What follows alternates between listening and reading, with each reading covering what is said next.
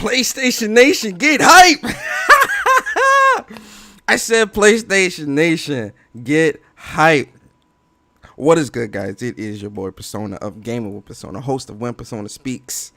Welcome to my channel. If you're a newcomer, if you're a regular, I appreciate you guys. Let's start with the shoutouts. Before I get into anything, let's start with the shoutouts. Yo, the Rec, aka Raph, was good, bro. Pitch Black was good. Andre 6K in the building was good. Sick Humor in the building. Appreciate you coming through. A Gaming 50 was good. Buck Rogers in the building. Plus Ultra in the building. El Matador in the building. Jeremy Shiner in the building. I appreciate all y'all coming through, man. Let me get the round of applause, man. Let me get the round of applause. Where the round of applause? Hold on, soundboard. What you doing to me? Hold on. Where are we at? Oh, there we go. Let me get the round of applause. Caleb Kaiser in the building. Appreciate all you guys coming through, man. How are y'all feeling today, man? Happy Tuesday. We only 2 days away from greatness. Ladies and gentlemen, we are only 2 days away from greatness. This is not a drill. Ladies and gentlemen, this is not a drill. PlayStation Nation, greatness, the future of gaming is on the horizon. Woo-wee! The future of gaming is on the horizon, my lord. Oh man, I don't know, man. This is this is a great feeling. Yo, I've been hyped since yesterday. Even after Speak From The Heart, also shout out to J Barry. Even after Speak From The Heart, I'm still hyped, guys. I can't contain it. I'm extremely hyped. I'm extremely out there. Yo, J Barry in the building. Let's go. I'm extremely hyped. I'm extremely excited. Like the future of gaming, next generation, the future of gaming, next generation will be shown to us this Thursday. Guys, I need you to get hype. This is not a drill.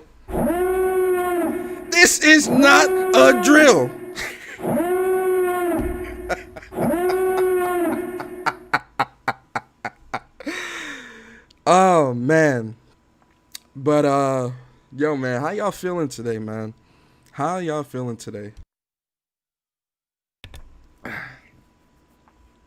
gonna need you to get on that super chat popping.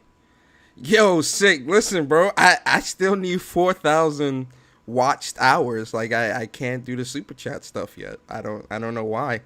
They're saying that I need 4,000 watched hours, and I'm only at 2,500, so, or 2,600. So as soon as that stuff, those criteria are met, the super chats will definitely be enabled. Trust me.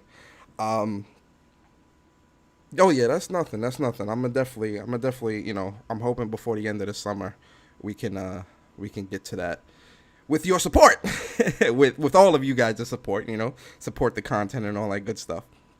But yeah, guys, yo, so for those that don't know, for anybody that's been living under a rock, and I know none of you guys have been living under a rock. But,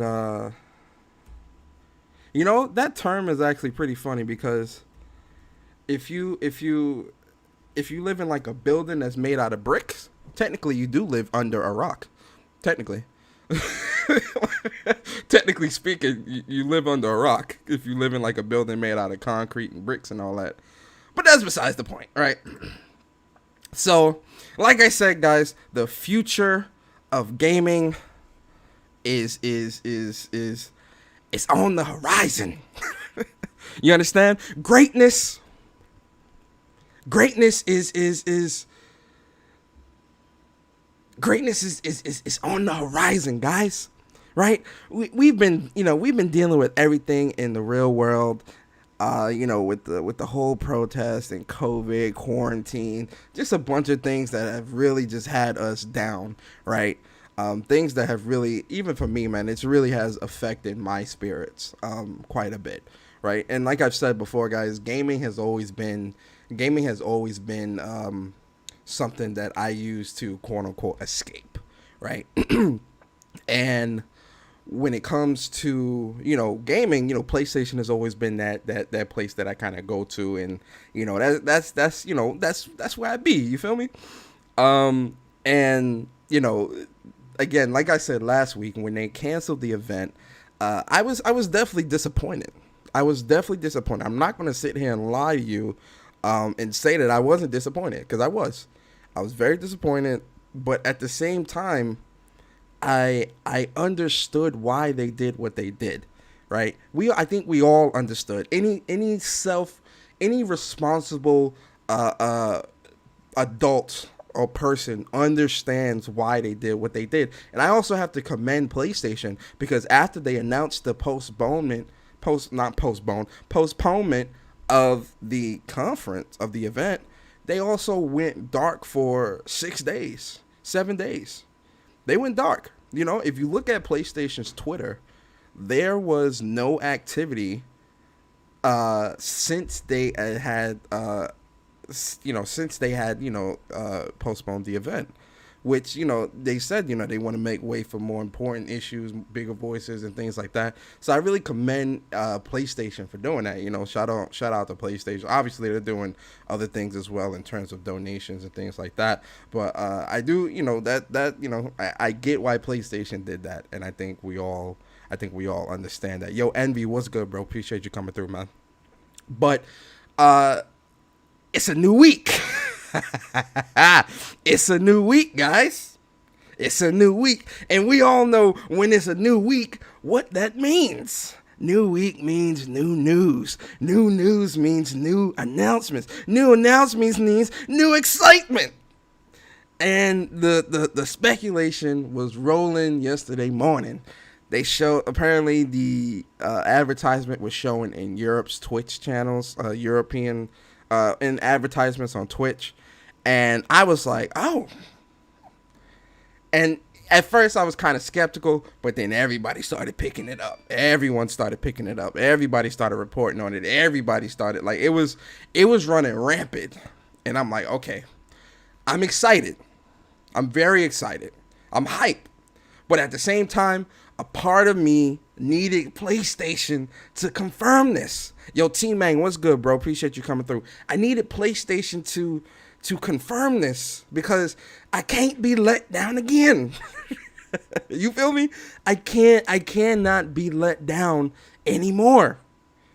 And lo and behold, the greatness that is PlayStation. Oh! PlayStation Nation, stand up. I said, PlayStation Nation, stand up. Because lo and behold, ladies and gentlemen, the PlayStation Nation, PlayStation always comes through with the information right on time. Even when they late, they always right on time. You feel me? And PlayStation just came through and said, hey, look, guys, we know y'all hurting. Yo, Cyber Dragon, what's good, bro? PlayStation's like, yo, guys, look, we know y'all hurting. We know y'all hurting for news. We know y'all hurting for information. And we know that you guys need a pick-me-up. Right? You guys need a pick-me-up. We need the information. Right? We need to see games. We need to see the future of PlayStation. We need to see what next gen holds for gaming. Right? So what does PlayStation do? Oh, ladies and gentlemen, what does PlayStation do? They made it official. They say, guys, this is not a drill. This is not a drill. This is the real deal. Thursday, June 11th at 1 p.m. Pacific, 4 p.m. Eastern Time, you will see the future of gaming. You will see greatness. You will have your mind blown by what we have to show you. Lord, I can't contain it. I can't contain the hype. I can't contain it, guys. Because this is what I've been with as a gamer, right? As a gamer. Not in fact, we're not gamers no more. What did I say we were? Nah. PlayStation Nation, we not gamers no more. We not gamers. We not gamers. PlayStation Nation, I said we not gamers no more. You know what we are? You know what we are, guys? We kings. That's right. I said it. We are kings. You understand? When they say, "Oh, PlayStation, what are you?" I'm a king. I'm a stallion. I'm a bronco. I'm a beast. I ain't no gamer. We in the upper echelon of gamers, guys. We in the upper echelon. We not gamers no more. PS Nation, we are not gamers. We kings and queens. Hold on, we're kings and queens because there are women gamers in the gaming space as well. We are kings and queens of this PlayStation and within this PlayStation realm. Don't let nobody tell you you're a gamer. No. I'm a king.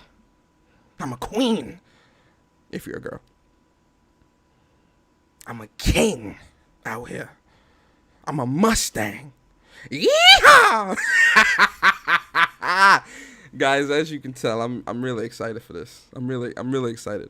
So, PS, again, Thursday, June 11th, 1 p.m. Pacific, 4 p.m. Eastern is going to be the conference. That is the new date, right? That is the new, time and things like that. Like I said, I'm going to be streaming. I'm doing live reactions. I already told y'all, listen, I already hit up my with the news. Let me tell y'all what's crazy, bro. Also, the reason why I'm streaming so early is because I actually have today off. My boss, my manager, my job, they were like, look, we're gonna close for today in observance of George Floyd. And I was like, oh shit, that's real. All right. So my job gave all of us the day off, so that's why I got today off. So definitely I mean, it's a bittersweet reason why I had the day off, but that's why I had that's why I'm streaming so early today. Anyway, I already hit up my boss. I was like, look, look, man, Thursday, you won't see me after 3:00. I'm gonna work a little earlier, but come 3:00, you're not gonna see me. Or as I gotta get that on the soundboard too. As Magic Johnson would say, I'm not gonna be here. 3:00, I'm off. I'm out. Even though it starts at 4, I gotta prepare at 3. I gotta get the computer set up. I gotta make sure everything is right. Get the music, light the candles. I gotta set the mood. Make sure the headphones is good. I gotta set the mood, guys. Because we're going into the next generation of gaming.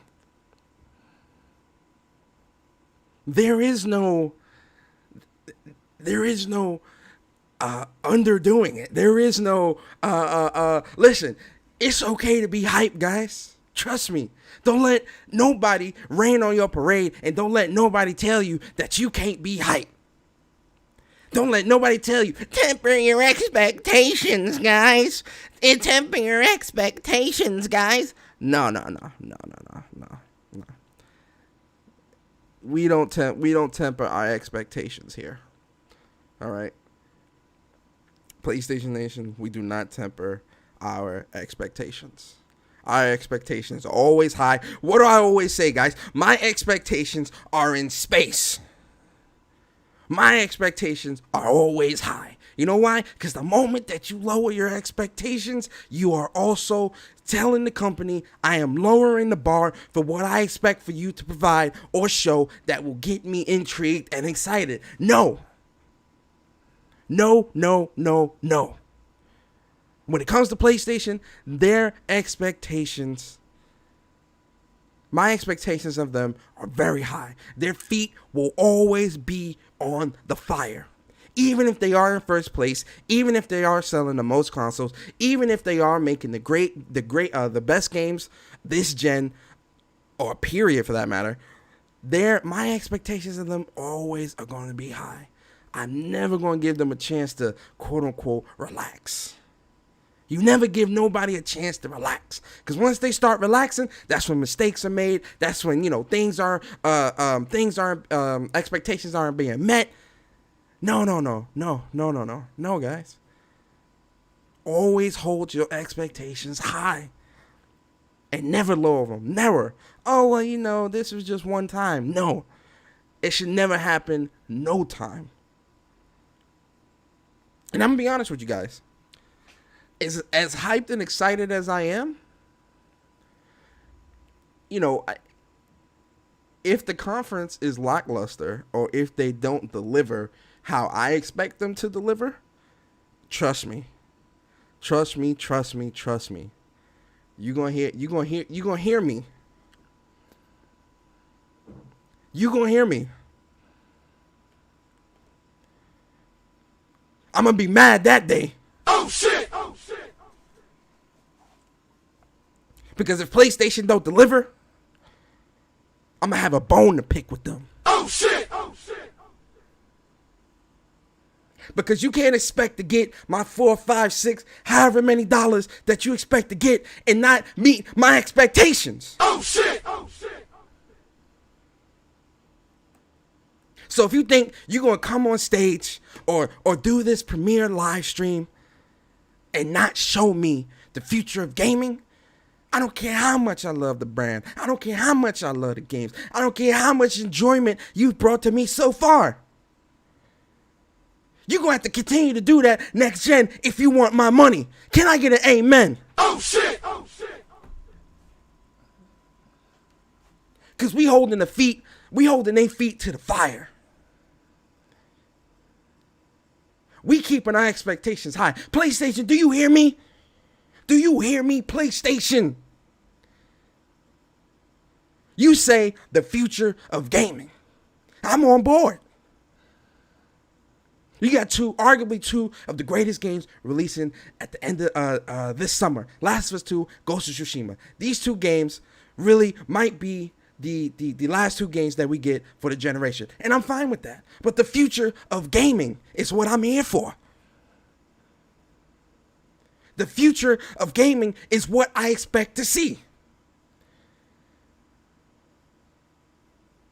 You always outdo yourself, PlayStation, right? But I still got to keep you in check.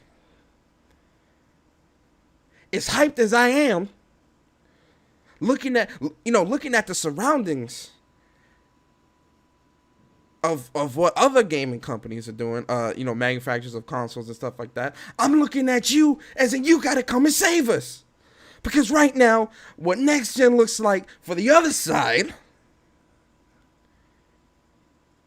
that side has me worried. But PlayStation, I'm talking to you. The future of gaming, my faith is put in you, and you better deliver. Oh shit! Because if you don't deliver, PlayStation, I'm going to have a bone to pick with you. Oh shit! I'm a New Yorker, PlayStation. You know how us New Yorkers get? PlayStation. You don't want to disappoint. Our expectations are high. Our expectations are high, PlayStation. You better deliver. You don't want to make this New Yorker angry. Oh shit! Yo, let me chill. But I just wanted to have some fun for a second. But yeah, I mean, my whole thing is when it comes to PlayStation, I want them to, excuse me, I want them to, I really want them to like blow it out the park. Pause. I really want them to blow it out the park, because I have to be honest with you guys. What Microsoft is talking about for next gen, I'm not digging none of that shit, man. I'm not digging none of that, man. I'm really not feeling that. So when I'm looking at PlayStation and what they show here, I want them to show the console. I really do. People say, oh, we could wait. That's fine. You know, if you want to wait or we don't need to see that, that's fine. The console isn't what's most important. But I want to see it. You know, the games is definitely going to be what is top of the list. You know, always, always and forever. We all know this. But at the same time, I want to see the console. You show us the controller, I want to see the console too. I want to see the console. I want to see how the controller and the console are going to mesh. I want to be able to, I want to see it. I want to see it, okay?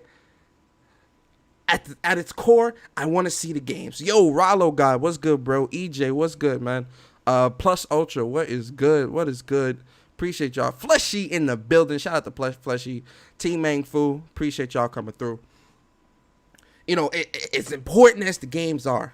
The games are definitely top of the list. I also want to see the console, guys. I also want to see the console. You feel me? I do. I really do. Yo, Pitch Black, what's good? Lay, what is going on, man? Appreciate y'all coming through, man. Hope y'all enjoying yourselves. I want to see the console. I really, really do. So I do hope that they do show the console.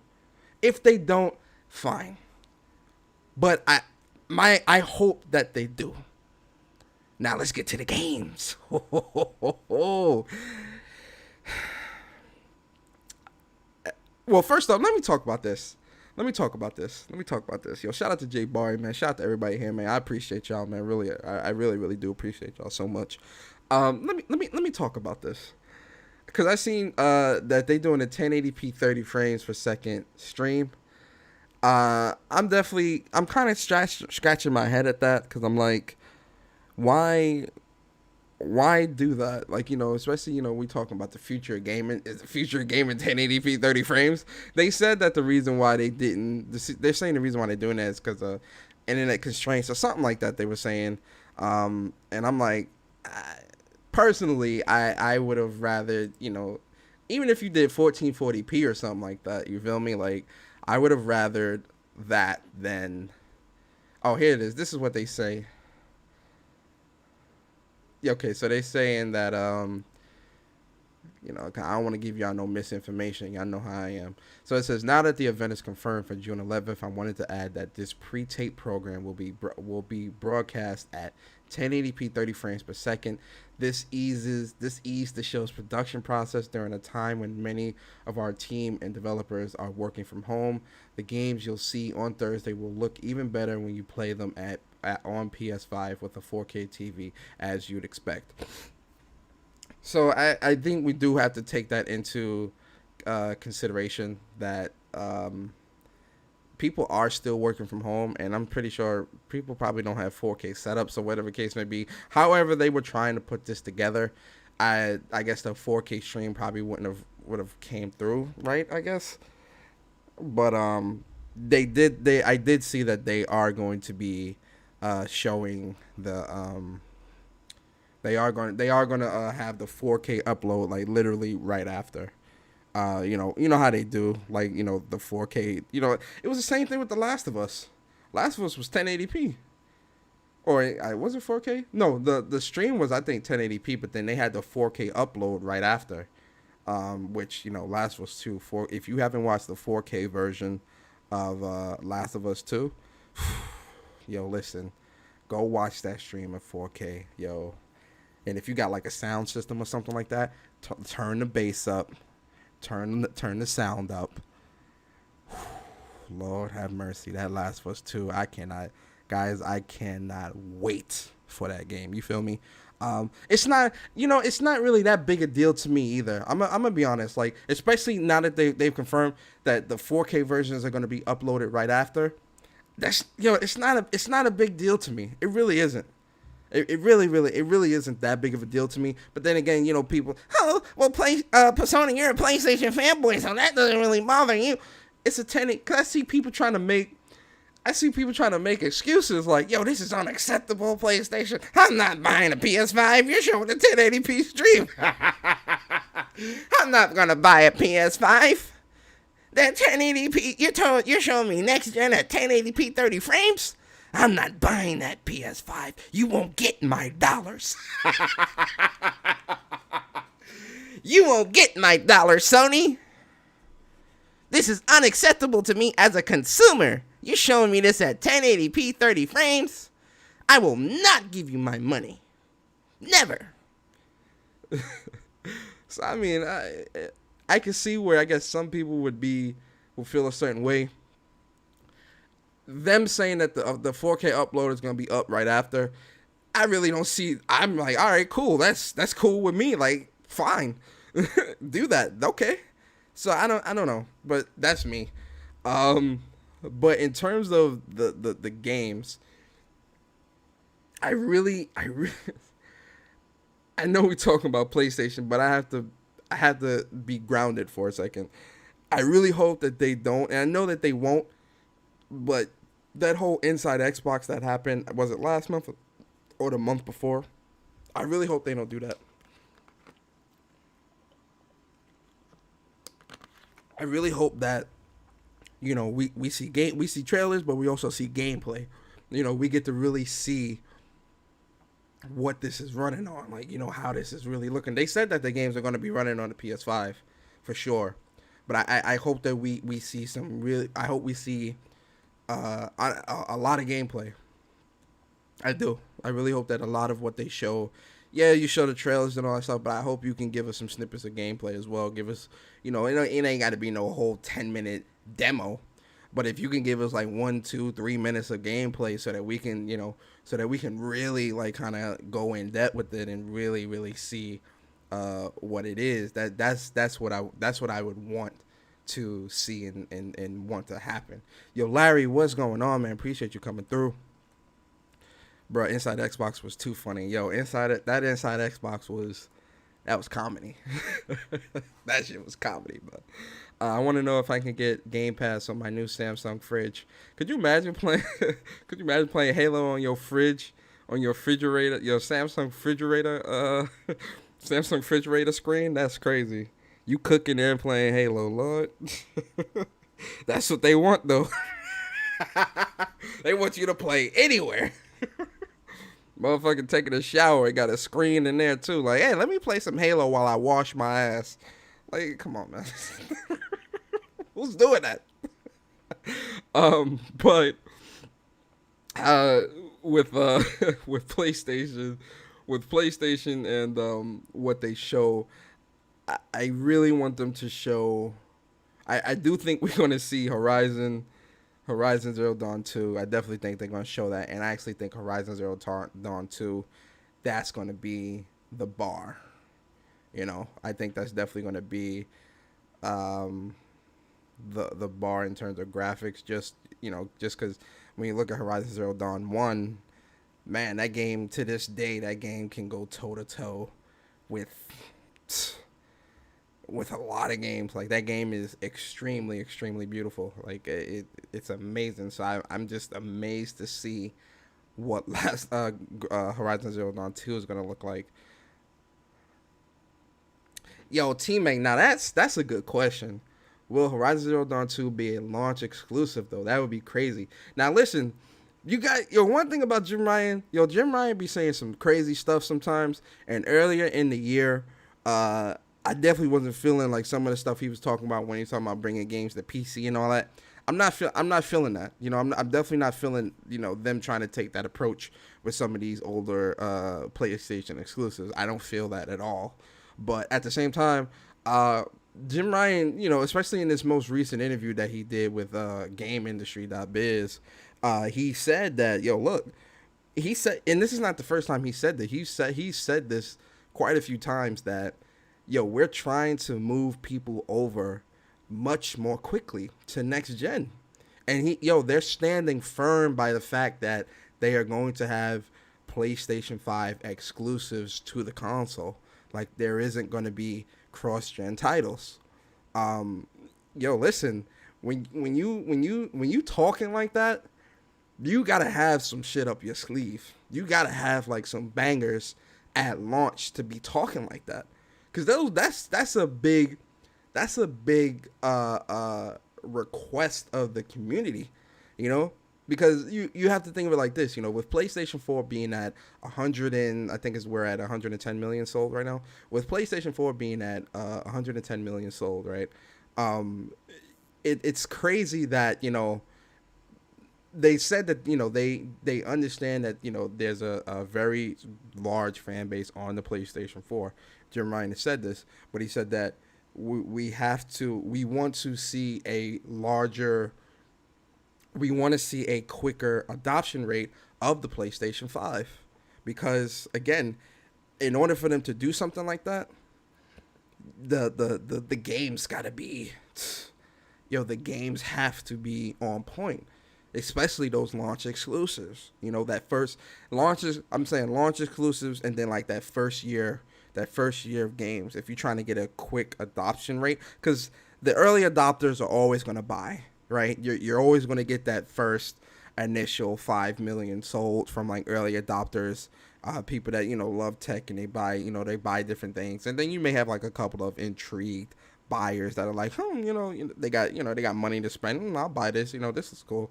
But with you wanting to move everybody to PS5 quicker, and I kind of have a theory as to why they want to do this. I think a part of it is that PS4, like if they were to do cross development, I feel like the PS4 really would hold them back from, or hold their developers back from what they want them to, what the developers want to do. And what I mean by that is, you know, to for Sony, you know, Cerny said, Mark Cerny said himself that they spoke with developers, albeit first party, third party, whatever. They spoke with developers and they asked them specifically what they wanted. A lot of developers said that SSD, you know, more speed, you know, faster, you know, being able to have a faster hard drive and things like that. So if you speak into developers about what you want the future of gaming to be, I think a lot of developers are looking at wanting to develop primarily for the next gen console that can handle the vision that they want, right? So in Sony's eyes, they see what developers want, right? They see that developers want, you know, they want all this new impressive tech. Developers are raving about it. You've got Epic creating UE5, you know, where they're going to be creating games for that. And although UE5 will be quote unquote backwards compatible or work with everything, I think you'll see the largest benefits on next gen consoles. So I think in PlayStation's ideology and approach, they want to get people over as quickly as possible so that the adoption rate of not the adoption rate, but developers being more likely to only stick to a next gen development of games can be much quicker as well. Because with a lot of third party developers, you know, they're looking at it as, you know, oh, you know, we're trying to make all the money. You know, the problem with not all, but the problem with some third party developers is that they want to get the dollars, right? And it may not be the developer, it may be the publisher that they're under that is kind of within that mindset, so it kind of trickles down into the development process. So with a lot of with some third party developers, with them, they're like, look, you know, we want the money, right? And if the money is on last gen and this gen, this is what people are going to get. But if we see a much faster adoption rate of the PlayStation 5 from PS4 to PS5, I can see Sony saying, look, we've got 60 million here, and we've got, you know, 30 or 40 million here.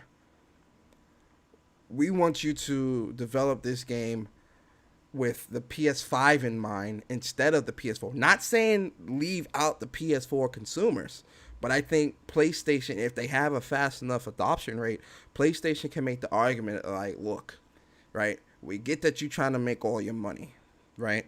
Well, all we're asking is that you develop this with the PS5 in mind, because look at our numbers. Because with a lot of companies, a lot of businesses, they look at the numbers.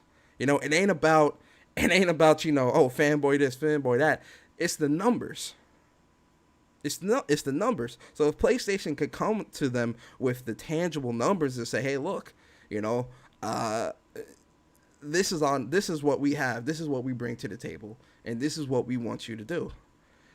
Are you willing to do it? I think more third party developers, especially the ones that really are digging the tech of the PS5, those numbers that they bring to the table can entice third party publishers, third party developers to be like, yo, look, the numbers are here. So you know what? Let's shift gears, right? And let's start developing with the next gen console in mind. Again, the PS4 would still get the game, but PS4 would be an afterthought. I think out the gate, if the adoption rate isn't fast enough, the PS5 would be the afterthought. Not saying that PS5 is a bad made console or whatever. It's more powerful in every which way. But how do these developers develop? They develop for the lowest common denominator on up. So if PlayStation 5 is being bogged down by the PS4 because there's still a larger fan base there, like third party games might not be as spectacular, or developers, as much as y'all like that crunch, we hate crunch, that actually lightens the load of work that they have to do, you feel me? Because they're really only focused primarily on the PlayStation 5. Now, that's just a speculation. I don't think, it may not happen at all. But the adoption rate that Jim Ryan is trying to push, I think it can work in multiple ways. That's the third party side. The first party side is, look, a lot of the first party games. Yo, Kiernice, what is going on? Appreciate you coming through. Yeah, appreciate y'all coming through.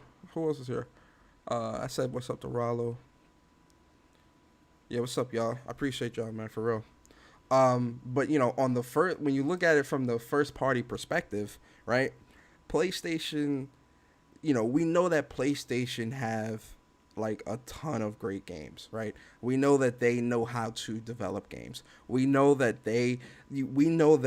when they come with a game or a new exclusive or something like that, most of the time it's going to be great, and most of the time it's going to be, spectacular. You feel me? Just look at let's just look at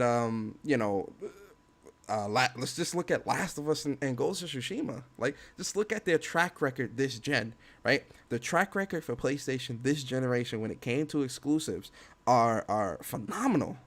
Like, we're talking as great as PlayStation 3's generation was when it came to games, we're talking PS2 level, like, greatness, because PS4 did a great job of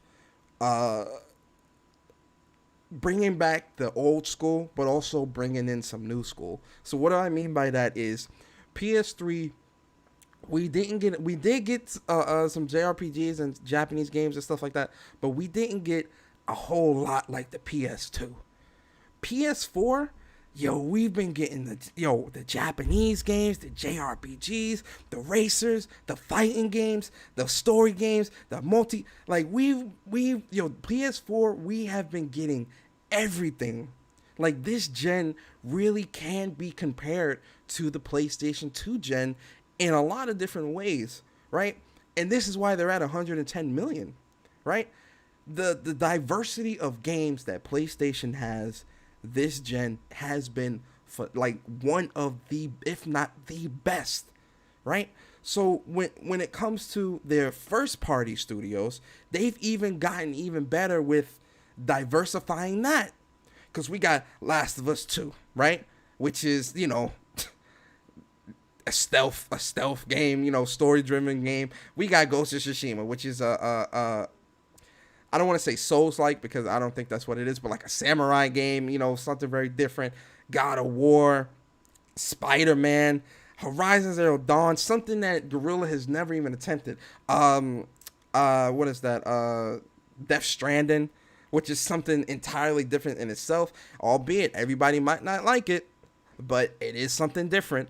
The diversity, Concrete Genie, Knack, like the diversity in PlayStation's catalog is paramount, right? So when I look at next gen and look at what I want them to do, I really want them to continue that, but also expand upon it. But I also don't want the vision of the developers to be bogged down by last gen, right? So when Jim Ryan says, "Hey, look, we're not going to be, a lot of what we're doing is going to be primarily focused on the PlayStation 5. We're not going to be backtracking to the PS4. We're not going to be backtracking to the PS4. This is what we're going to do, right?" So, what does this guy say? Smooth says, "Stop being a neutral persona. You're a Sony fanboy." Okay. Y'all are funny. Yo, Big One, damn well, listen, I don't hide the fact that I'm a PlayStation fan. I that's my preference. I proudly say that. I'm not one of these gaming politicians that run through social media trying to save face and try to appeal to all sides. That ain't never been me, guys. Hold on. Yo, Big One funny, man. That ain't me. I'll proudly say I prefer PlayStation. I proudly say that. You know this. Anyway, when it comes to going into next gen, when it comes to next gen, I'm glad that their exclusives are going to be PS5 focused, especially when we see what Mark Cerny's talking about with the power that this console is going to be able to do, the efficiency, right? And then seeing the UE5 game tech demo, I'm like, yo, I definitely want everything to be a PS5 exclusive, right? But if the games are compelling enough, right? If the games are compelling enough, I really think people will be enticed to buy a PS5 much quicker. Because it's like I said yesterday. When you look at, with some consumers, it's not all consumers, but I'm going to use this as an example because it's the best way I can explain it. When you think of PlayStation 4, there's a lot of confidence. There's a lot of security. Like, you feel that your investment was well spent when you think of PS4, right? Your investment was well spent. So when all eyes are on PS5, yeah, if you're gonna have that small subset of people that are gonna be like, "Oh, this is unfair. I got a PS4. I should be able to play the game as well." Nah. You got what you got, bruh. Right? When they're talking about developing games exclusively for PS5, you're definitely going to have that small subset of people that are going to be like, "Oh, well, this isn't fair, right? This isn't fair, this should also be on PS4. Why? Why should it be on PS4? Tell me, why should the game be on PS4? Oh, because I bought a PS4. So? You got all these games on PS4. What do people keep going around social media saying, man? My backlog.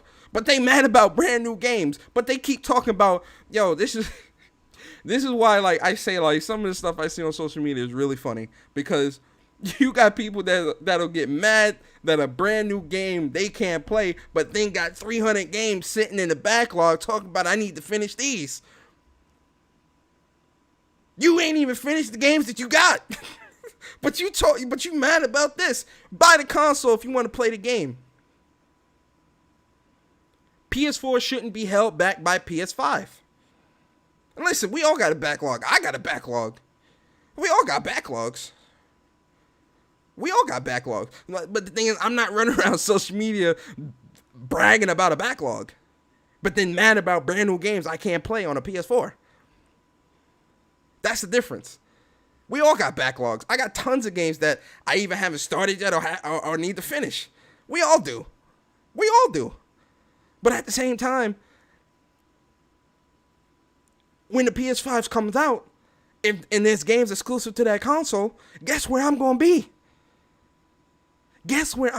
Guys? Yo, Foxing Around, what's good, bro? Appreciate you coming through. Where you think I'm going to be? I'm going to be on the PS5 playing these brand new games.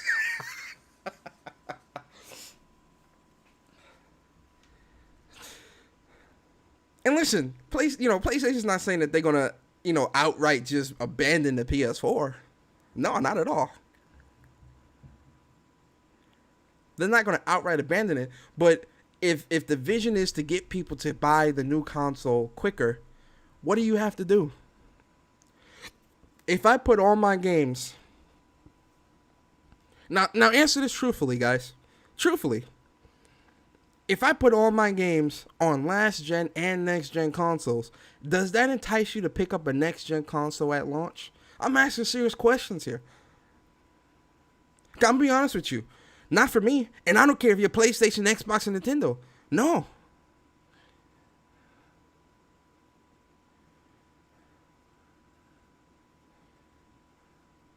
You want games. You want to see the power of the console. You want to see next gen. That's why you buy. That's why we buy into next gen.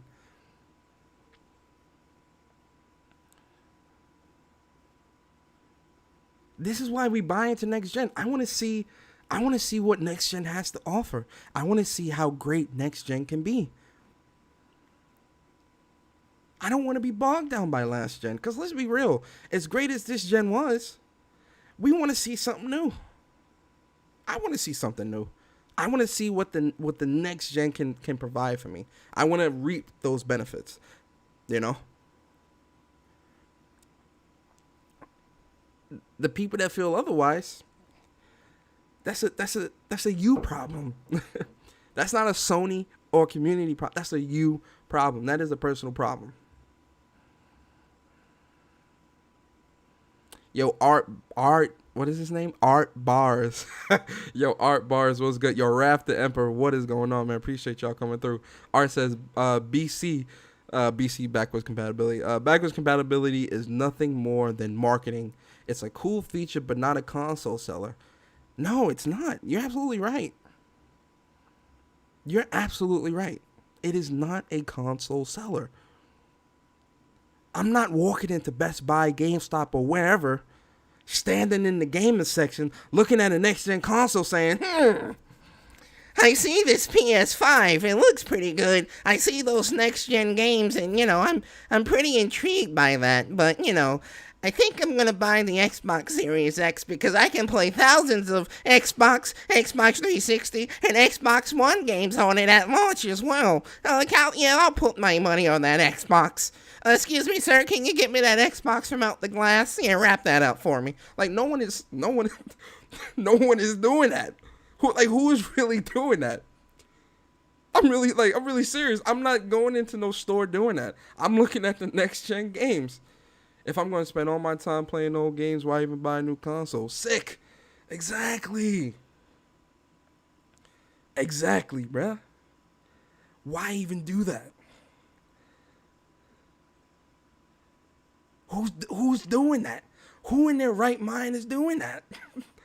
I'm not doing that, man. I'm sorry. Listen, I love my old games, right? And should PS4 games be playable on PS5? Yes. PlayStation confirmed that, though. Like, that's confirmed. That's not a speculation. Mark Cerny and PlayStation clarified this numerous times. So, in terms of PS4, we're good. But outside of that, I don't care.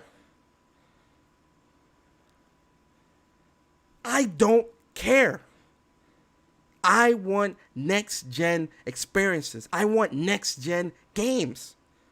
I don't care about playing Witcher 3 on a PS5. I don't care.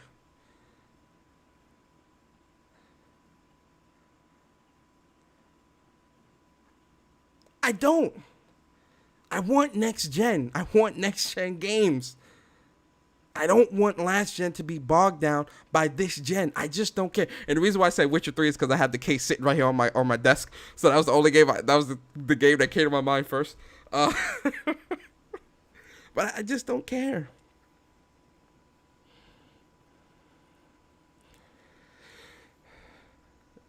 They called next gen consoles for a reason, so you can play next gen games. Exactly, 100%, 100%. So when PlayStation says the future of gaming, right? I only hope that future of gaming, I mean, we know that they're going to deliver, but the future of gaming for me isn't looking backwards at last gen games. That's not the future of gaming for me. And honestly, I can't imagine that being the future of gaming for anybody. Could you imagine? Just, put this thought in your mind for a second, guys. Could you imagine Sony getting out on stage and showing a catalog of PS3 and PS4 games at a PS5 event, Future of Gaming? I'm gonna be sitting there like, oh shit, I messed up. I messed it up. I was gonna do the soundboard. Screw it, I'm gonna do it anyway. I'm gonna be sitting there like, I messed up the soundboard. It didn't fit. But you get the gist. I'm gonna be sitting there like, I don't care.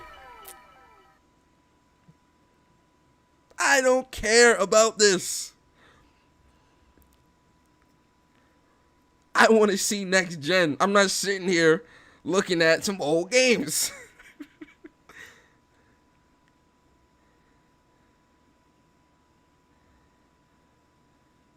Then when you ask them, yo, what's good with the old, what's good with the brand new games? New games? You want new games? Denied. You ain't getting no new games. Imagine they sit there and they say, yo, look, the new games are like 2 or 3 years out. So, for now, play your backlog. Yo, could you imagine if PlayStation got on stage and said that? Could you imagine if PlayStation said, yo, look, games are in development, but, they're not going to be out till like 2022. Right? So they're not going to be out till 2022. And, but yo, here, we're going to show you these, but guess what, guys? You can play your PS1, PS2, PS3, and PS4 games on a PS5. Spend that $500. I guarantee you somebody in that auditorium would stand up, yeah, oh my God, this is amazing. And I'm just looking at them like, shut up! Like, what? Sit your ass down. This ain't nothing to clap about. Could you imagine that? PlayStation games not coming out until 2022, 2023 in terms of exclusives, and then third-party developers aren't taking advantage of the PS5 for at least 1 to 2 years, and then we got a backlog of games. Could you imagine going into next gen like that? Yo, I'm being so serious. What type of fresh hell is that? I don't want to be there. Could you imagine that? Yo, that's crazy. That's crazy. That's crazy. That is crazy. I would not. Listen, that would suck. That would be terrible. That would be terrible. I would not want that. I wouldn't want that at all. Not going into next gen. So my expectations of PlayStation are very high, and we're talking launch and within first year. Launch within first year. My expectation, like, you got to deliver, especially if you're talking big talk about people moving to PS5 quicker than they did PS4. Yo, you got to bring it.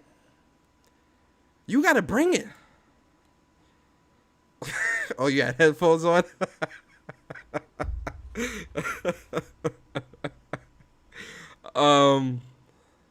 Yeah, Mortal Shell gameplay tomorrow. I'm very excited about that.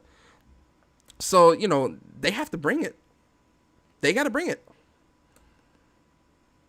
And if they don't, they gonna hear me.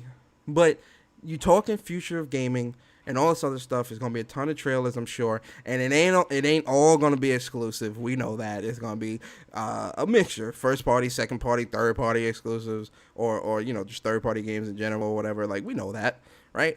But are these next gen titles? You feel me? That's where my mind, that's where I'm at, where I'm like, okay, you showed me the greatness, but I need you to to to deliver a little more here. You know.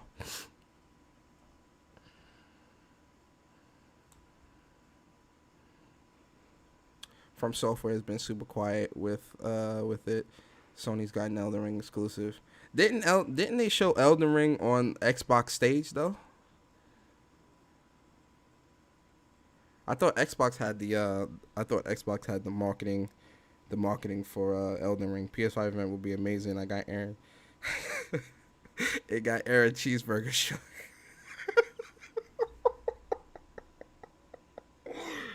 Yo, T-Bag, chill.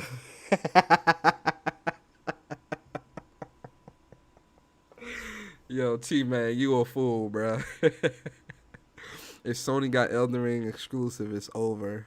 I think more people want not Last of. I think more people want Bloodborne 2. Like if I think I mean not saying like we don't know nothing about Elden Ring, so I'm not gonna say it's a bad game. Sorry, I had to drink something. Talking too much. Um, Not to say Elden Ring is a bad game, and by no means, but I think if Bloodborne 2 was to get announced, that people would be more excited for that. Because people have been asking for Bloodborne 2 since Bloodborne 1 came out. So, that would definitely, I think that would definitely be something that people would be excited for, like much more excited.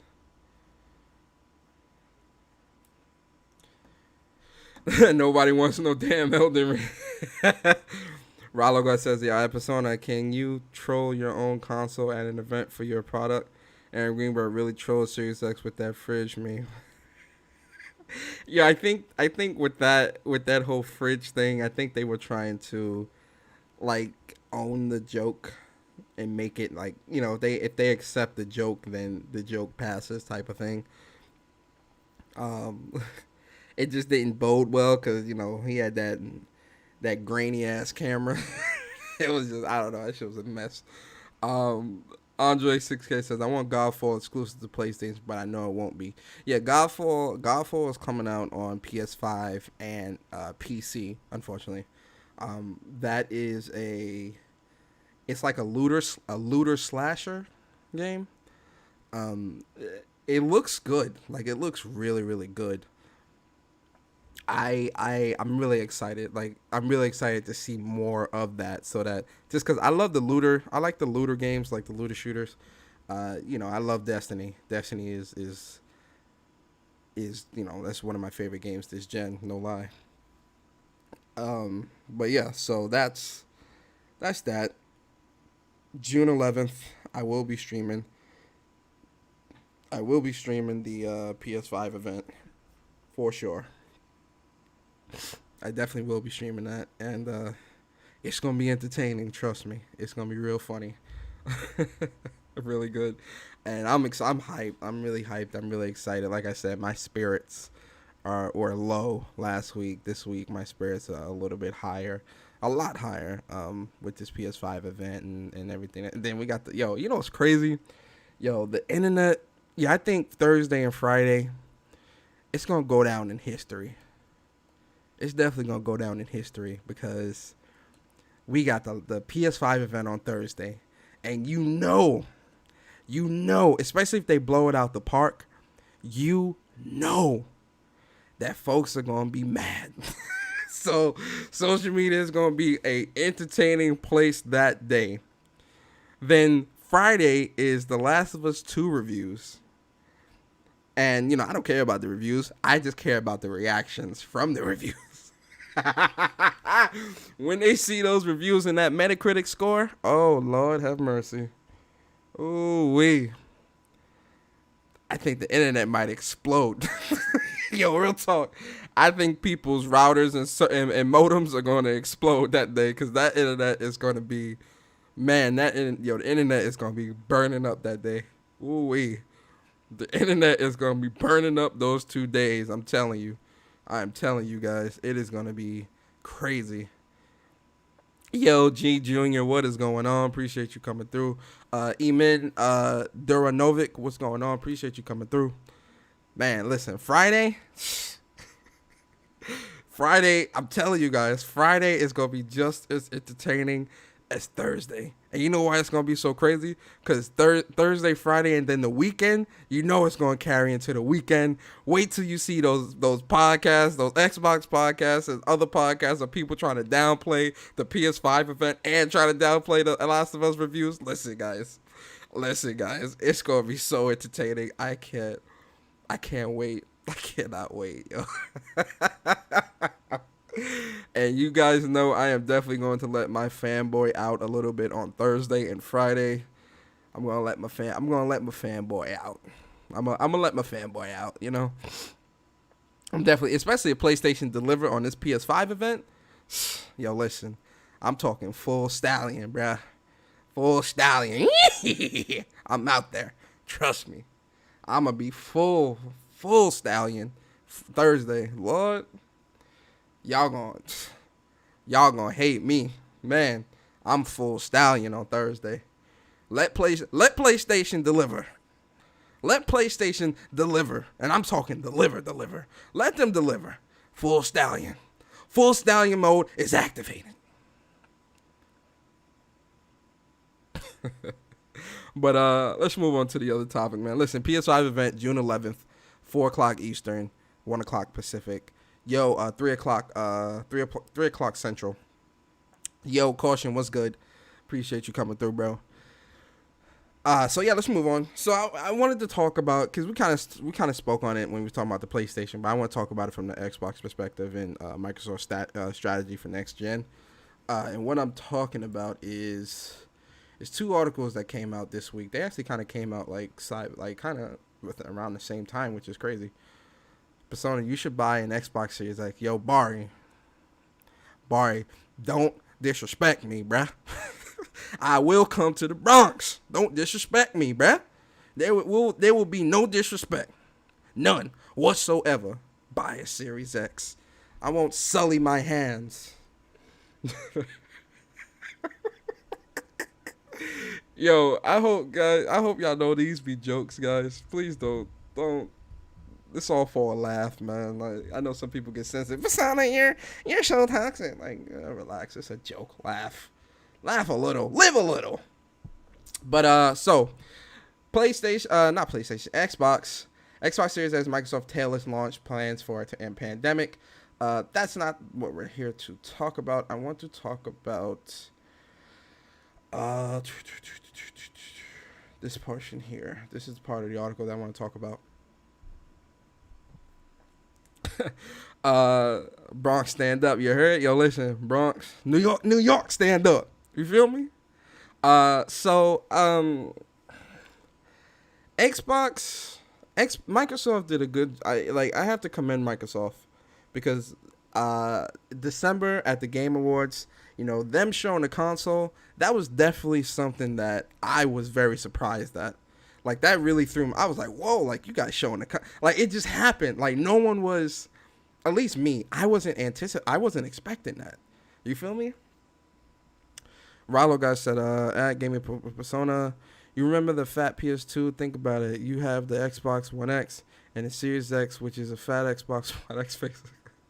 Yo, that fat PS2 was low. Yo, oh, I see what he mean.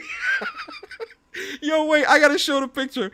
I know what Rollo's talking about. Hold on. Let me show you the PS2. Cause I know what he's talking about. Hold up.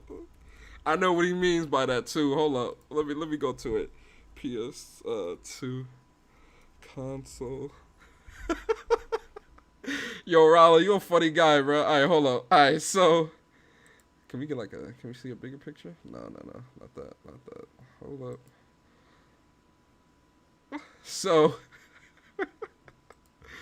with the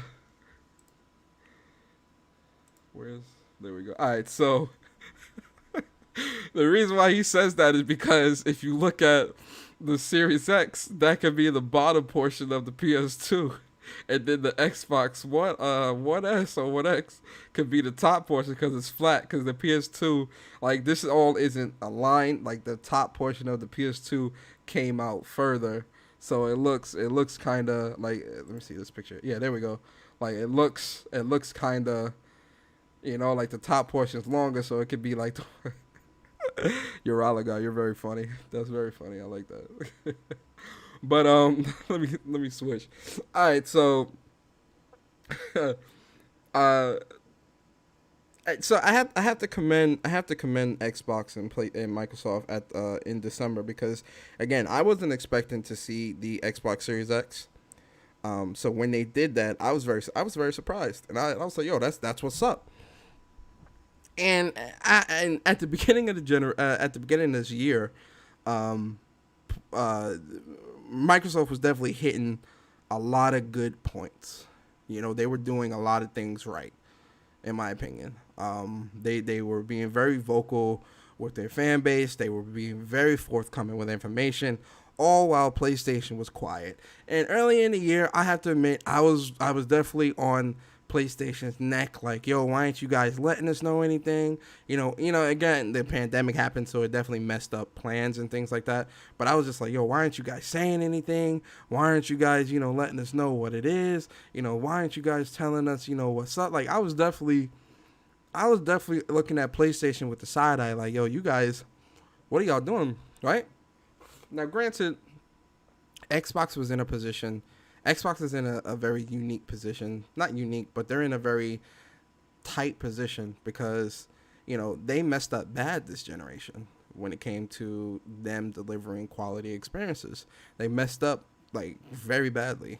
And the faith in Xbox, the brand itself, has diminished quite a bit to where they had to be forthcoming with information, and they had to kind of take the mantle and be, they had to do it themselves. Like, they had to really, be forthcoming because they're in third place. So, when you're in last place and you're trying to gain that first place spot, you're definitely going to do things kind of out of the ordinary to win back some of your fan base, but also to garner new attention to next gen. So I commend them for that as well. But one thing I said a long time ago is, when you let the last place control the narrative, it sways people's vision or thought process or even ideologies of what the first place is doing, Because, it switched to, PlayStation's not doing enough, PlayStation's not doing this, PlayStation's not doing that, the whole backwards compatibility thing. Like, it was a bunch of different things and a lot of different narratives that were getting pushed onto PlayStation, and it was a negative spin was being put in PlayStation's court when it came to a lot of things that Xbox was doing compared to PlayStation, right? When Mark Cerny did the Road to PlayStation video, that cleared up a lot of things. It did.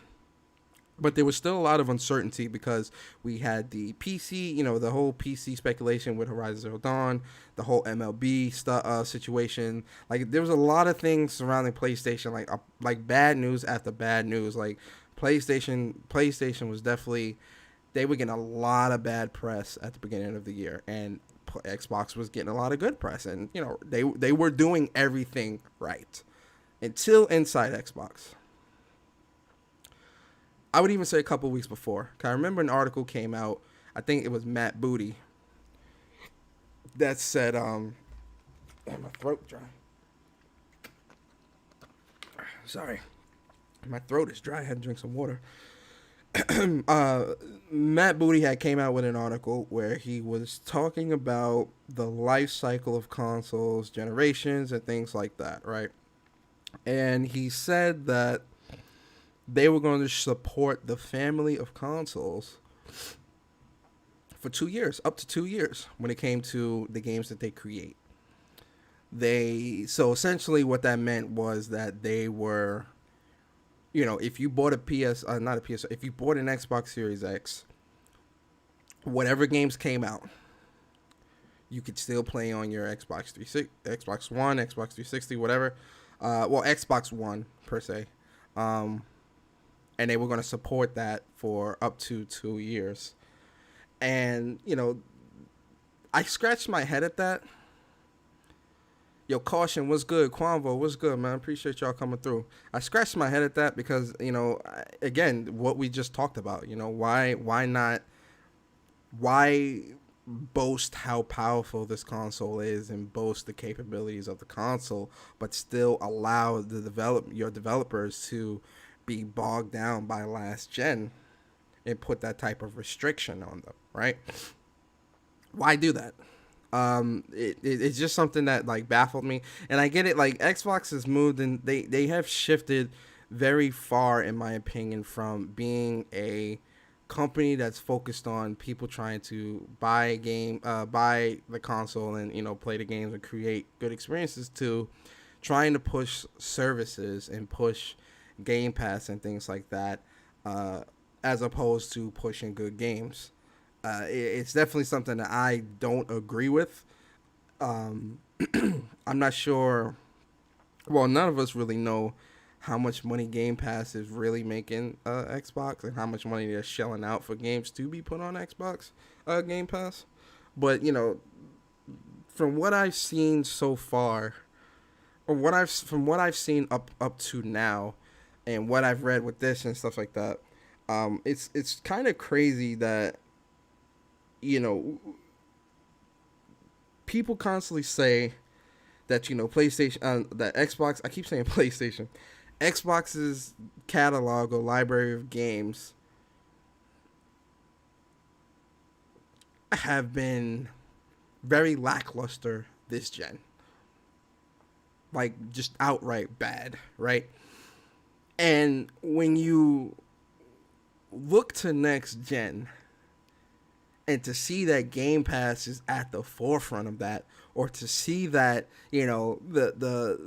the selling points that they're trying to use, or the stuff that they're trying to use to make it seem like an appealing thing is Game Pass, backwards compatibility, and things like this, it really throws me off, because when you look at PlayStation's approach and Xbox's approach, they're two very, very different things. Like their approaches are very, very different, but we see which approach has been winning so far. So it's crazy that even with Game Pass, right? Them trying to use that as the way for them to I don't know, push gaming forward, or to entice gamers to get onto their console, into their ecosystem, or whatever the case may be. I think what people still fail to realize is that, or not people, but them, is like, what about the games, right? Like at its core, right? Games are what entices anybody. It's what entices anybody to want to pick up a console, right? And to see Microsoft putting a lot of their stock into Game Pass, it worries me, because I don't want this to be what the majority migrates to, or what the majority what the majority is in, like the industry. What the majority developers or industry look at this as a means of pushing your content through, you know. Um, I feel like games should be bought. I definitely feel like you should buy games, games that you enjoy, games that you want to play. But I definitely feel like buying the games is definitely a more viable option, in my opinion. Like, I don't know, these subscription based services, I'm not really digging them. But in terms of this specific section here, right? So it says, won't gamers take into account that the console will be at its most expensive at launch? And Phil says, people find real value in the investment that they make in gaming. You can buy a console, buy some games, and it can literally provide your family with hundreds of hours of entertainment. Even when we went back and looked at 2008 and 2009 in that recession, to see that the impact was on gaming did okay. It was durable. We want to make sure we're providing the right values to customers. Prices is going to be important. But our strategy is centered around the player and not the device. If this is not, hold on, let me make sure I get that point. If this is not the year when a family wants to make a decision to buy a new Xbox, that's okay. Our strategy does not revolve around how many Xboxes I sell this year. We're focused on delivering services through Xbox Game Pass, which allows people to build their library for a monthly fee. Backwards compatibility means that the console that they have will play thousands and thousands of games. Smart delivery means when they move to the next generation, the games will move with them. Listen,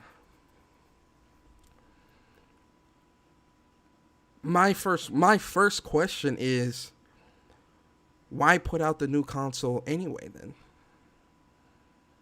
Yo, Enzo Machiavelli was good. Why put out the new console? Why?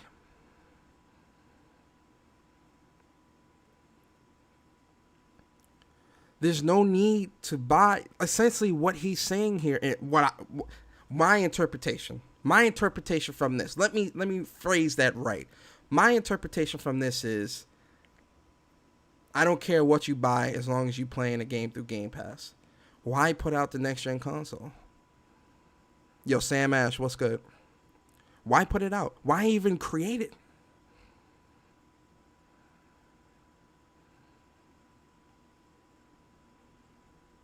There's no need to create the new console, the Xbox Series X. There's no need.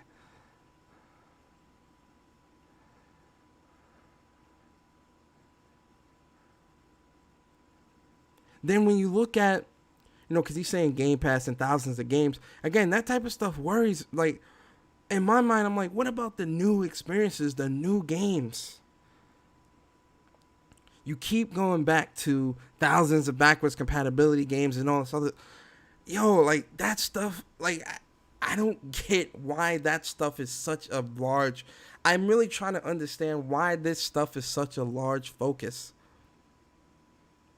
when a large portion of people don't take advantage of that stuff. They're not playing these old games. If they were, they wouldn't be all over social media talking about my backlog.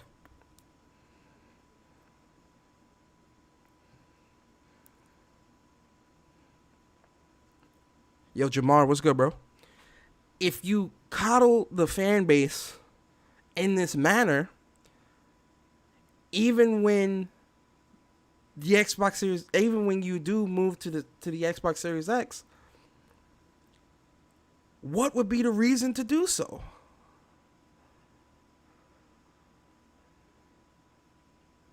What would be the reason to do so?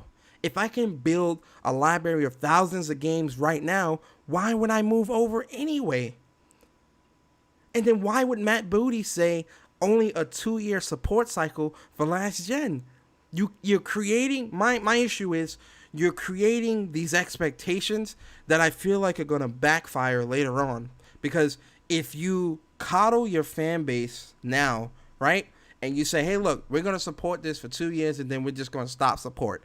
You think people are going to be like, oh, okay, now it's time to buy a Series X. You really think that's going to happen?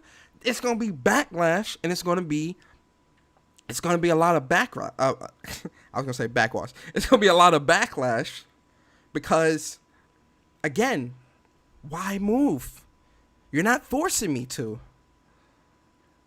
So then, if you're not forcing me to move, why create the console in the first place?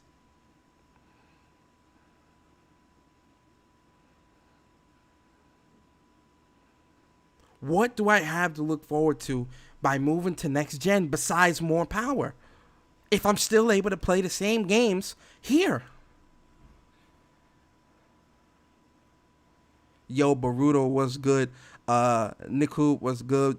Bro, I have 0 Xbox One games and like five 360 games still around somewhere. That backwards compatibility would do me absolutely no good if I move to Xbox. It does jack shit for people with old games. But this is what I'm saying. G Junior said, not sure why they're trying to compete with Sony and Nintendo if they don't care if you buy a console. Sandman said, this article is the reason why I'm keeping my One X, because they're not going to offer any true exclusives for the next few years, so I have no reason to buy a Series X. But this is what I'm saying.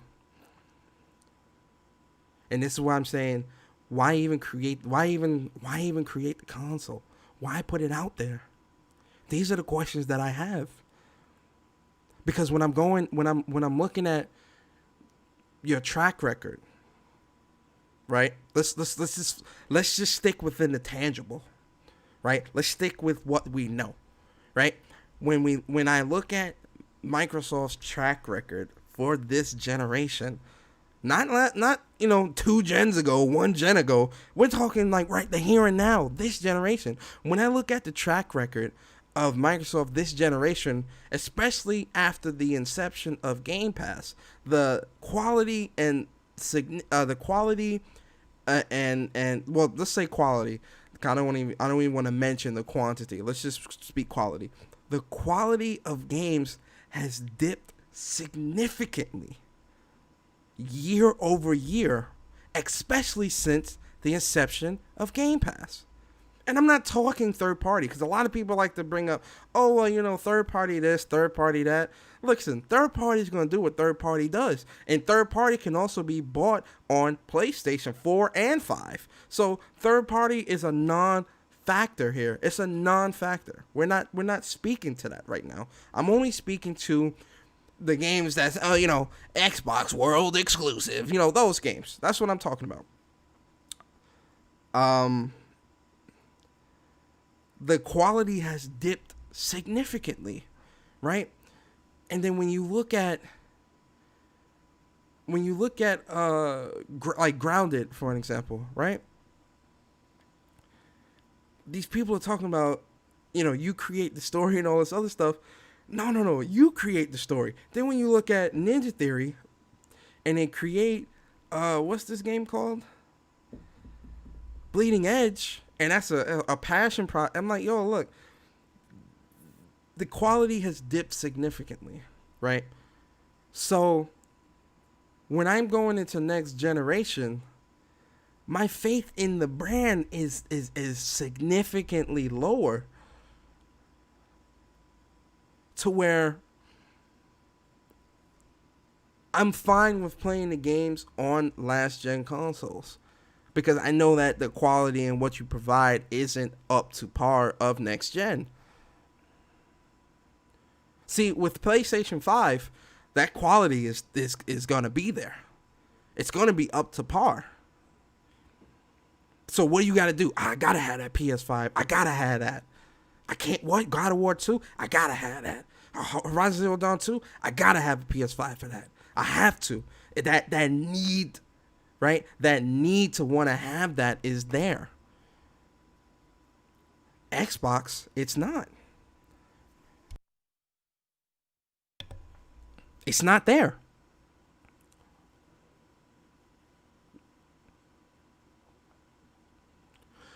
So if the need to own the console is not there, right? Because he talks about, I'm going to show you guys. Hold on, let me show you. Because there's another article I want to show you where he talks about, it was a Wired article, right? Here we go, right here. And this is why I question why put the console out, right? Yo, Chris Righteous in the building. What's good, man? So this is a Wired article. This Wired article is dated. What's the date on this? 6/8/2020. So this article came out yesterday, right? And this is why, because I read both of the articles, and when I read this article first, but then when I read this article, it kind of threw me off. Like, I'm just like, because I'm asking, because the first question I'm asking is, then why put this console out? Is it to be a thorn in PlayStation's side? Is it so that you have something in that market? But if you have something that's in that market, right, and everything can be played on the old console, why is somebody going to adopt this if it can be played elsewhere? Oops, sorry. So it says, Spencer, so here we go. Let's start up here. So it says Spencer recalls some backlash from traditional console purists when Xbox decided to start simultaneously shipping first-party titles on PC and consoles a couple years ago. For them, he explained, a console comes out every 5 years. I take my old hardware and I put it in all of the games in a cardboard box and go put that in a closet, and I buy all new games for this new piece of hardware, and that's the way a console should be. He's speaking to how console purists think, right? So then he says, today, consoles aren't the most popular way to play games. Phones are. Listen.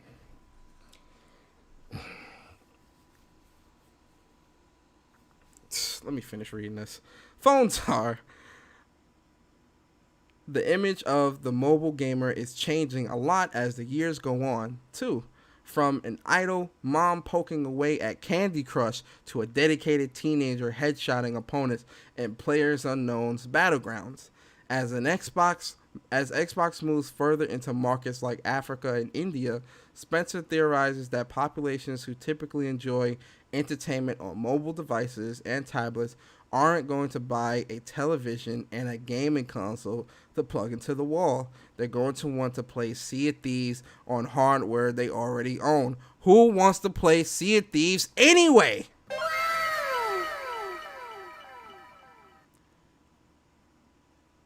Until 5G rolls out, and cloud gaming will suffer from issues around bandwidth and latency. Oh, he said, no, hold on, I'm sorry, I got ahead of myself. To play Sea of Thieves on hardware they already own. Sure, it may not be perfect, be a perfect experience. Do you see how like dismissive that is? Sure, it won't be a perfect experience. I want the best experience possible. Where can that be found?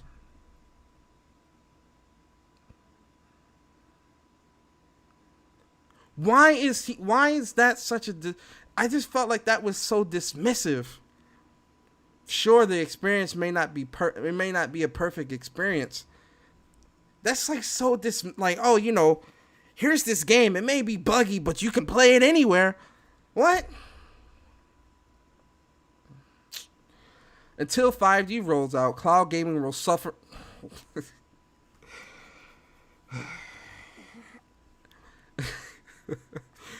Let me finish reading this.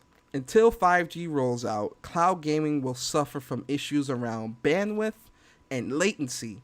But movies, televisions, and music are all becoming more and more device agnostic. Why not games?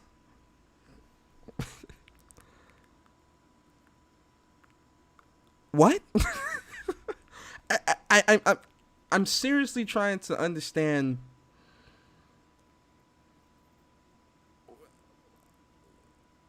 I'm trying to understand this statement, because part of it sounds like he's saying console purists need to get over it in his top statement, right? This is my interpretation. Then he moves from console purists saying, when console purists say that, console comes out every 5 years, I take my old hardware, put it away, blah, blah, blah, right? Then he moves into consoles aren't most popular way of playing games, phones are. I'm like, bro, you're losing me. You're all, first off, you're all over the place. You're all over the place. This isn't about phones. No one's playing God of War on a phone. No one's wanting to play Halo on a phone. No one wants to play Halo online on a phone.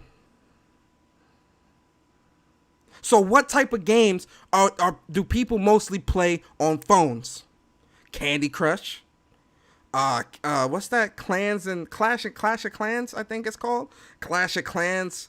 Those zombie shooter games where you put the guns in specific areas and it shoots them away. Temple Run. I don't know if people play Temple Run anymore. I used to play the hell out of that when I was young. Temple Run. Shit like that. I'm not playing no Halo on a phone.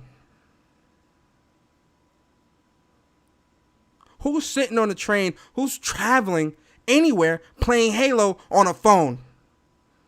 Smack that shit out your hand, bro. Stop playing with me, man.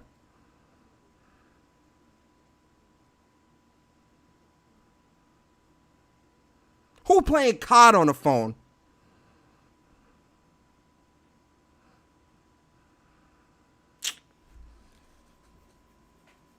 This is why I scratch my head when I ask, why put out the console? If this is the route that you're trying to take, if this is the way that you're trying to go, why even put the console out? It's a waste of money, a waste of resources, and quite frankly, it's a waste of the company, and the consumer's time. It's a waste.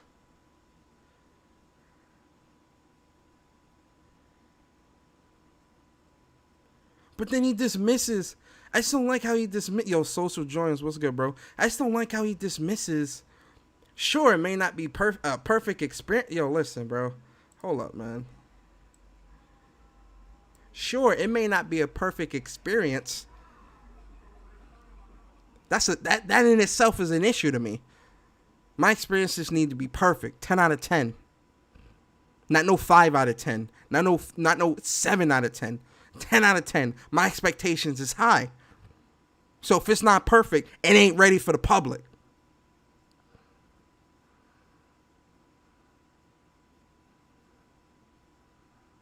That's only one part of it, though. What about the games? What about the games? We keep dancing around the point. What about the games? We're talking about all this innovation. We're talking about how you want to reach 2, 4, 5, 8 billion gamers. You want to reach the world. You want to do this. You want to do that. What about the games? You keep talking about everything else but the games. That's what's most important to me, to an Xbox fanboy, to a consumer. What about the games?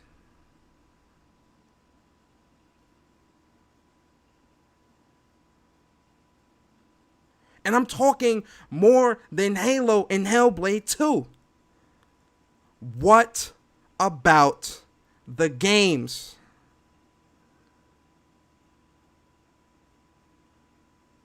Because if your answer is, oh, you can play thousands of games from Xbox, Xbox 360, and Xbox One, that's not good enough.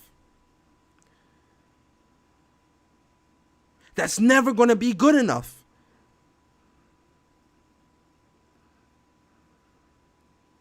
What about the next gen experiences? These are the questions I need answered.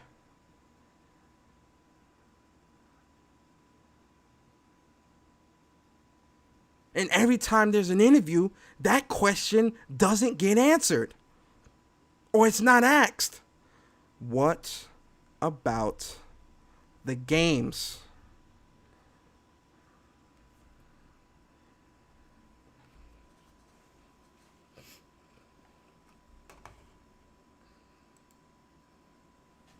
Until that question is answered, until that is shown to me, you're never getting my money.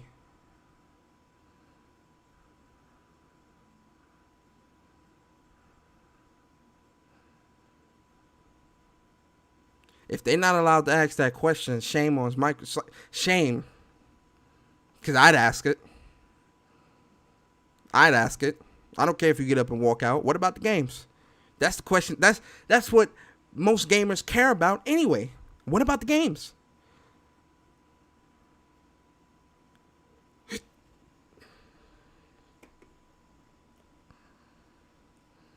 I'm going to keep asking that. I'm going to keep on asking that. What about the games? Every time Game Pass gets brought up, oh, everything's going to Game Pass, and Game Pass is doing this, and Game Pass is doing that. What about the games? What about the games on Game Pass? So you're telling me you're going to buy a Xbox Series X to play Fable 1? You're going to buy an Xbox Series X to play Halo Combat Evolved? You're going to buy an Xbox Series X to play Gears 5?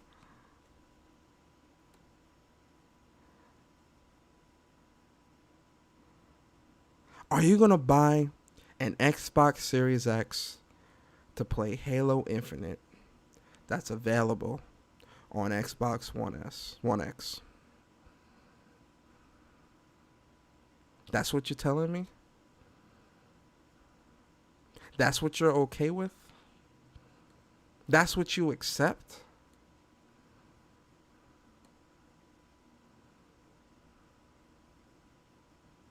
Why?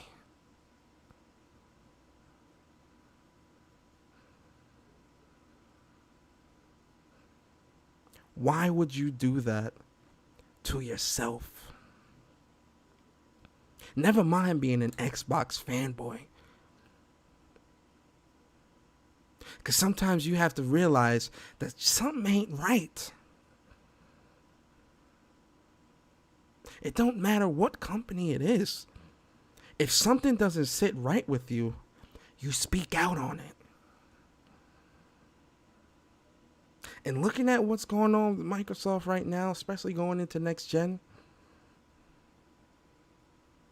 my question, something's not right. Because every time they get on stage, they dance around what is most important. The games. The games feel like an afterthought. So it goes Game Pass, then the games. Not games, then the Game Pass.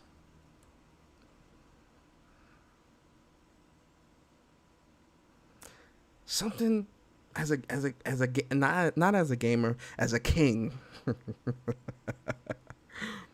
As a king. As a stallion. Something doesn't sit right with me.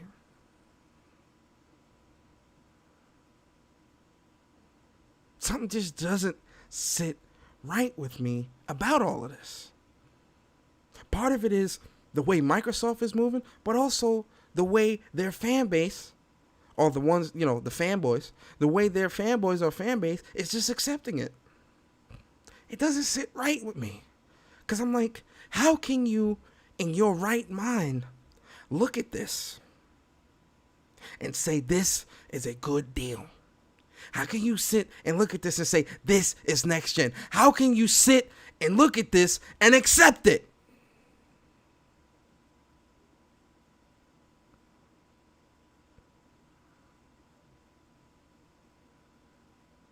Especially when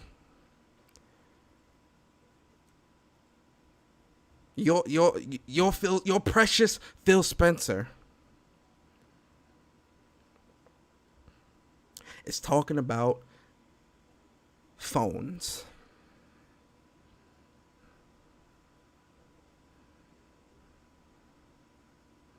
When the chief of your division is talking about phones. You're telling me that sits right with you as a consumer, as a gamer, as a person that is passionate about gaming, the integrity of gaming, that sits right with you?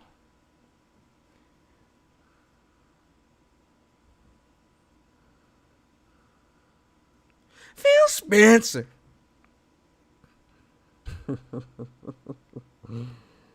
That sits right with you? Really sit down and ask yourself. Really sit down and just look. Just sit down and just observe for a second.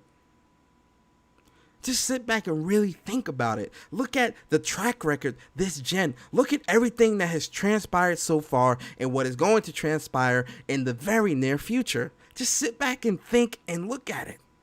And really sit down and ask yourself, does this sit right with me?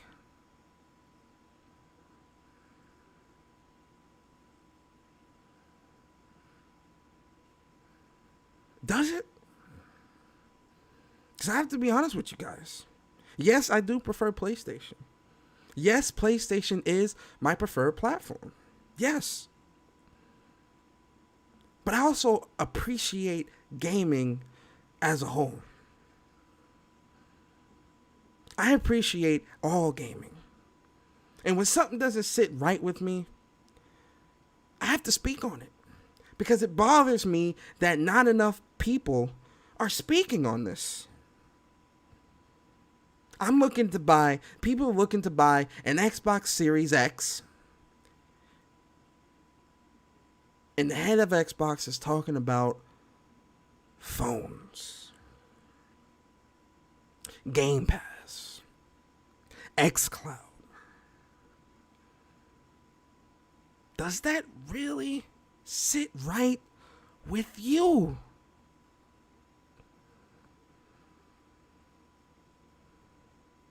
Does that make you confident going into next generation? Do you feel that Xbox has your best interest at heart when it comes to your needs and expectations of the brand? Does that sit right with you?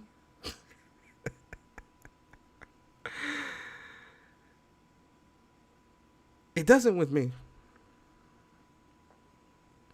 It doesn't.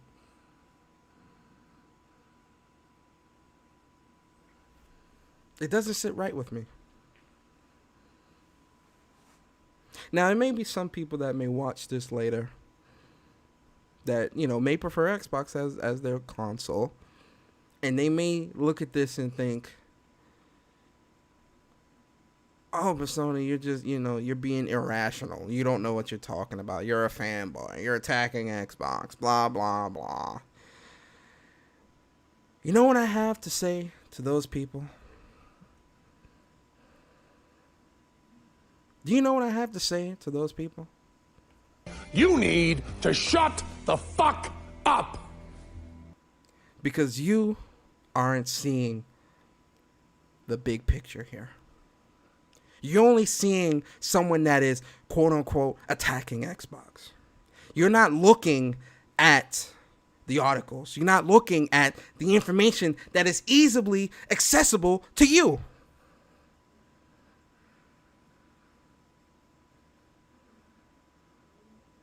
All you see is someone attacking Xbox, and your ego is hurt. You know why your ego is hurt? Your ego is hurt because deep down, you agree with me. You agree with me. You think that everything I'm saying makes sense. And it's conflicting you. You're conflicted. Because it makes sense what I'm saying. You're looking at the articles and you're asking yourself, well, shit, why is he talking about phones? Well, shit, why is Game Pass the main focus? Well, shit, what about the next gen games? You're asking yourself those things in your mind, but you're also angry because you agree with me and you don't want to. Everything I'm saying makes sense. You want to retweet this video, so you want to share this podcast so bad, but you can't because your little internet circle will cast you out if you did. They'll ask you, why are you sharing this? You think what he's saying is correct? You think Xbox is in a weird position? You worried about what this person said? This PlayStation fanboy?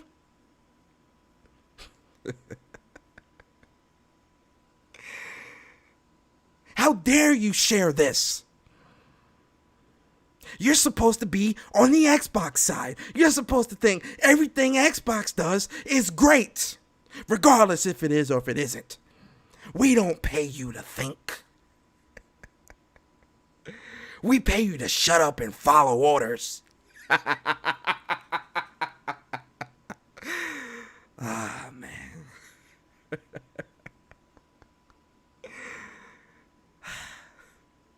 It's okay.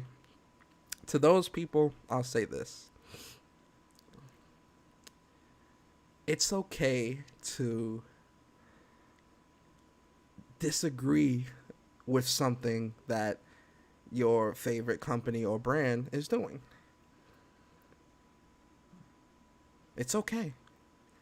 That doesn't mean that you hate the brand. That doesn't mean that you're not a real fan. That actually means that you care more about the brand and its success.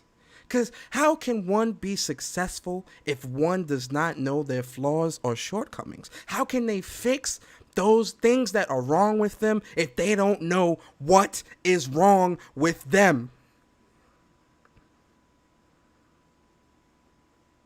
How can Xbox be one of the greatest brands on the face of the earth if you won't even admit when they're messing up?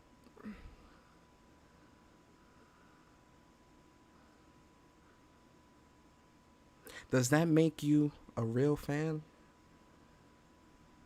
Or does that make you an enabler? You know what an enabler is? So an enabler is somebody that... So say you smoke cigarettes, right? You're a cigarette smoker. And your friend, a friend of yours, constantly buys you packs of cigarettes. He's an enabler. He's constantly buying something that's killing you. He's enabling you to continue to destroy yourself. That's what an enabler is. You know how that applies to not all Xbox fans. We'll just say the radicals. You know how that applies to the radicals? Because they continually say, "Good job, Xbox. Oh, I love this, Xbox. You keep on impressing me, Xbox. Keep on doing what you're doing. I love this. Game Pass, I love this. All new exclusives, day and date on Game Pass. This is just what I've been asking for. Keep going down this route, Xbox. You're going to put everything on phones too? Keep on doing it, Xbox. I love this. This is great. I can't wait." You know what that makes you? You're an enabler. Because you're enabling the destruction of Xbox. So I want you to sit back and I really want you to think, am I an enabler? Or am I a fan of Xbox? If you're really a fan of Xbox, you wouldn't be afraid to speak out on things that clearly people don't agree with and people don't like. Things that you don't agree with, things that you don't like.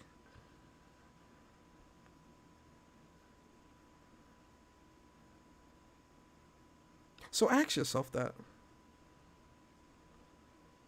Ask yourself that next time you're retweeting something that Xbox is doing that you don't agree with. In your mind, you don't agree with it. In the back of your mind, in your heart, in your soul, you don't agree with it. But you're still retweeting it saying, dang, Xbox, just keep on knocking it out the park. Ask yourself, am I an enabler? You might be surprised with the answer that you come up with.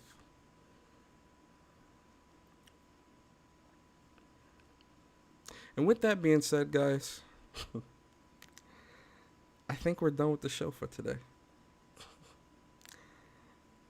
For anybody that's an Xbox fan that might have been watching this and lurking, seriously ask yourself, am I an enabler?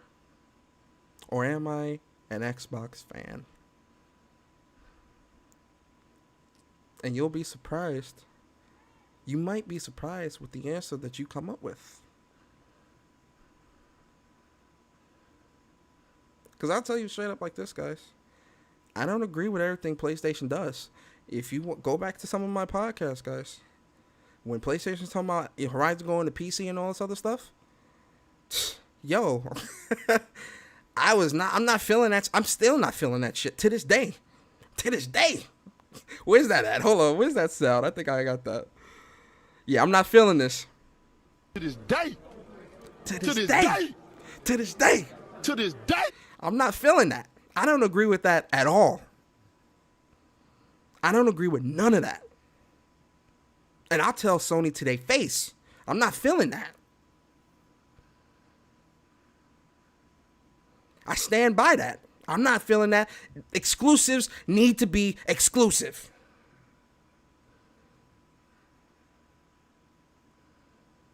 Exclusives need to be exclusive to one console only, because that's how you separate the consoles from each other. So I don't agree with that. I don't agree with the MLB situation. I don't agree with them putting other games to PC. I don't agree with none of that. And I'm not happy with that at all. And PlayStation's going to continually hear me say that. I don't like that. They don't need to do that. You devalue your brand. You devalue the PlayStation by putting things everywhere else. Because why buy it?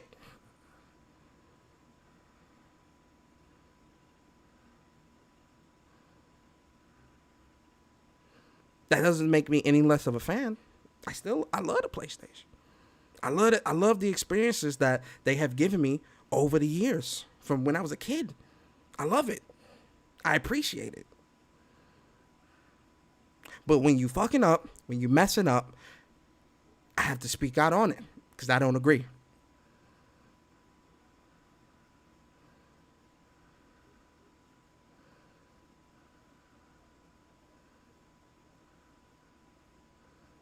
So, yo, Vedra, that's what I'm saying. Yo, Vedra says sometimes you need to take 2 steps back and get the whole picture, even how damn fanatic you may be. Exactly. Some of these dudes are such fanboys, they don't even know the truth anymore. They don't care what it is. They can't get out. They're in a sunken place. So I say take a step back and ask yourself, are you an enabler or are you a fan? And you'll be surprised with the answer you come up with.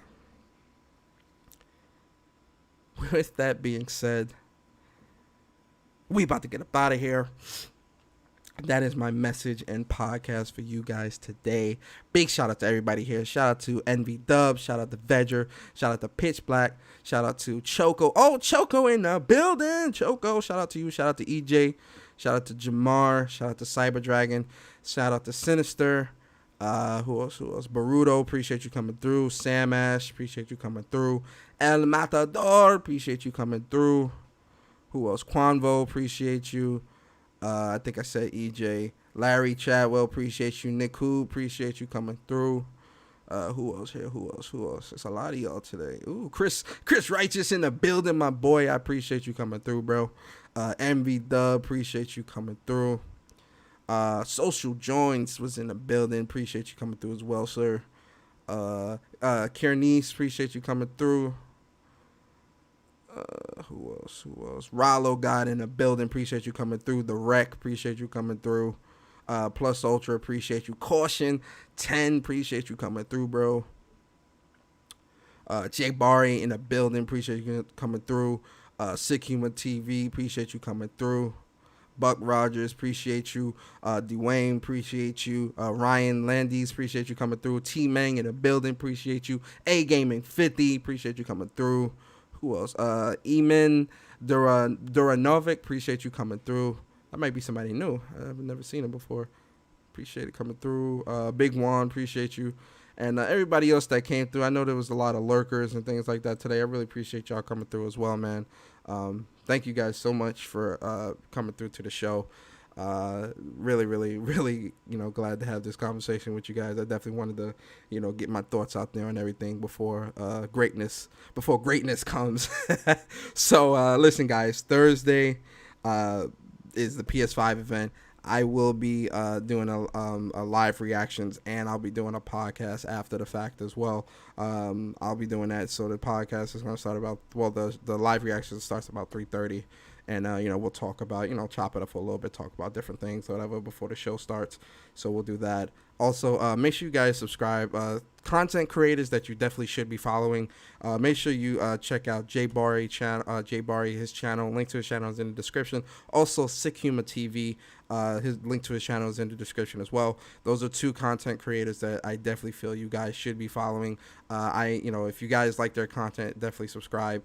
Those are really, really good dudes, man. They have such great content. I love watching their podcasts and their content, so definitely check them out. The links to their channels are in the description. Also, follow me on Twitter at Persona Speaks if you want to. Also, if you want to join the Discord, it's a safe, fun place for everybody to join. The link to the Discord is in the description as well. Also, if you're new here, if you enjoyed the show, like, comment, subscribe. Definitely subscribe to the channel. Also, I got a special. Let me let you guys in for a little secret real quick. I got some interviews lined up. Because now that we're, what I tell you guys, this channel is, podcasts, impressions, interviews. We're trying to do it all on this channel. I got an interview lined up next Tuesday with a very, very special guest. I think you guys are really, really going to like that. You're really, really going to like that. Let's just say he's a senior editor. That's all I'll say. Of a really popular publication, by the way. That's all I'll say. That's all I'll say for now. No, it's not Kid Smooth. Vedger, stop. Vedger, stop this. Don't ever. No, it's not Kid. Shout out to Kid Smooth, but hell no, it's not Kid Smooth. I can't believe you said that, Vedger. It's a senior editor of a very popular site. That's all I'm saying. Tuesday, 6 o'clock. It's going to be really fun. I hope you guys come through. That's all I'm saying. I'm not saying nothing else. Zipped. And yeah, guys, that's it. Appreciate you guys coming through. And yep, see you guys. I'll see you guys Thursday. You guys be safe and enjoy your day.